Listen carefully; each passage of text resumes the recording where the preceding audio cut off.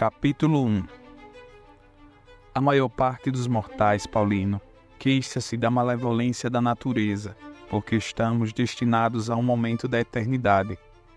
E segundo eles, o espaço de tempo que nos foi dado corre tão veloz e rápido, de forma que, à exceção de muitos poucos, a vida abandonaria todos em meio aos preparativos mesmos para a vida. E não é somente a multidão e a turba insensata que se lamenta deste mal considerado universal. A mesma impressão provocou queixas também de homens ilustres. Daí o protesto do maior dos médicos: a vida é breve, longa, a arte. Daí o litígio, de nenhuma forma apropriado a um homem sábio, que Aristóteles teve com a natureza. Aos animais ela concedeu tanto tempo de vida que eles sobrevivem por 5 ou 10 gerações. Ao homem, nascido para tantos e tão grandes feitos, está estabelecido um limite muito mais próximo. Não é curto o tempo que temos, mas dele muito perdemos. A vida é suficientemente longa e com generosidade nos foi dada para a realização das maiores coisas, se a empregamos bem. Mas quando ela se esvai no luxo, na indiferença, quando não empregamos em nada de bom, então, finalmente constrangidos pela fatalidade, sentimos que ela já passou por nós sem que tivéssemos percebido. O fato é o seguinte: não recebemos uma vida breve, mas a fazemos, nem somos dela carentes, mas esbanjadores. Tal como abundantes e régios recursos, quando caem nas mãos de um mau senhor, dissipam-se num momento, enquanto que, por pequenos que sejam, se são confiados a um bom guarda, crescem pelo uso.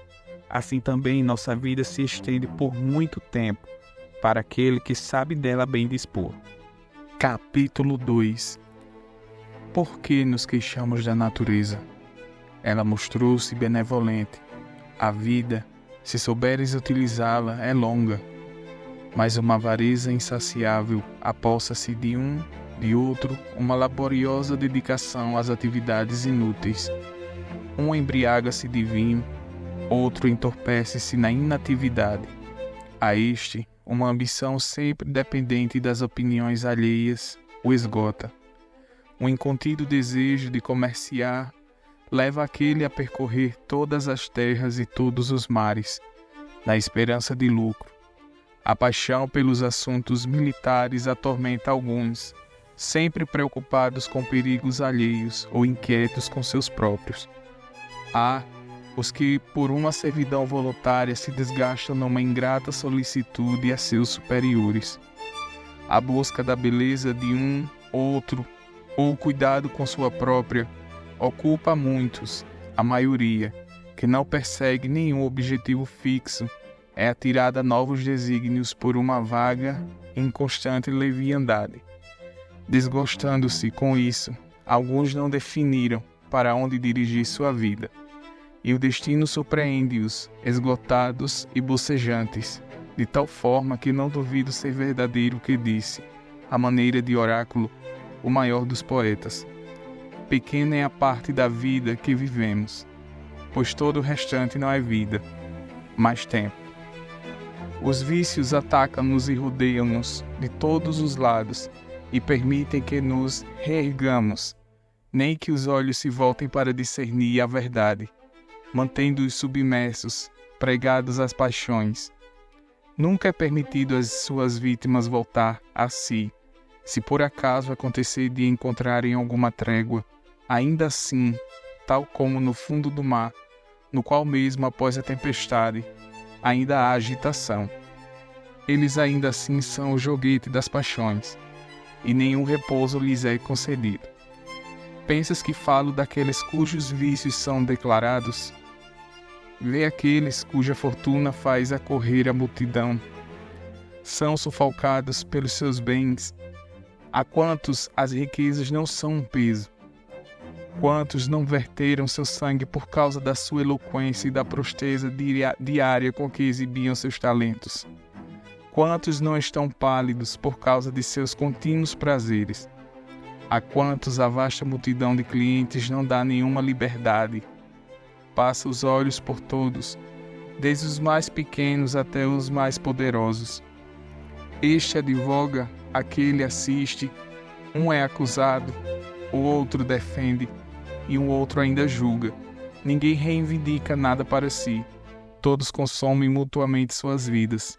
Pergunta por aqueles cujos nomes se aprende de cor e verás que eles são identificados pelas características seguintes. Este é servidor daquele, que o é de um outro. Ninguém pertence a si próprio. E, portanto, é o cúmulo da insensatez. A indignação de alguns. Queixam-se do desdém de seus superiores, porque estes não tiveram tempo de ir ter com eles quando desejavam. Quem ousara queixar-se da soberba de um outro, quando ele mesmo não tem um momento livre para si próprio? E aquele, contudo, apesar de seu aspecto insolente, olhou-te uma vez em consideração, sem saber quem eras. Prestou atenção a tuas palavras e mesmo recebeu-te junto de si. Tu não te dignaste a considerar nem a ti mesmo. Portanto, não há razão para pedires contas de teus favores, a quem quer que seja, uma vez que, quando os fizeste, não desejavas estar com um outro, mas não podias estar contigo. Capítulo 3. Todos os espíritos que alguma vez brilharam consentirão neste único ponto.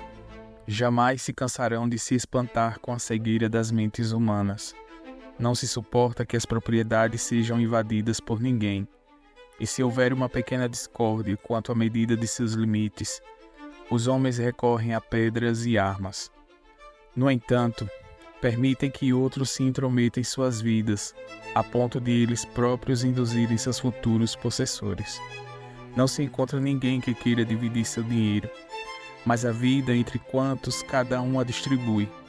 São avaros em preservar seu patrimônio, enquanto, quando se trata de desperdiçar o tempo, são muito pródigos com relação à única coisa que a avareza é justificada.